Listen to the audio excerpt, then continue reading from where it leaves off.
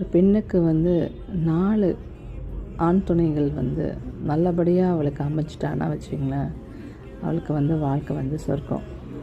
யாருன்னா, நல்ல தகப்பன், கூட பிறந்த சகோதரர்கள், நல்ல கணவன் மற்றும் நல்ல பிள்ளைகள். இவங்க 4 பேருமே நல்லபடியாக அமைஞ்சதுன்னா அந்த பொண்ணுக்கு வந்து வேறு எந்த ஒரு சந்தோஷமும் தேவையில்லை. அதுவே அவளுக்கு வந்து ரொம்ப சந்தோஷமும் மனநிறைவும், அவளுக்கு வந்து ஒரு அதிர்ஷ்டமும் எல்லாமே உண்டு. அவள் ஒரு தேவதை.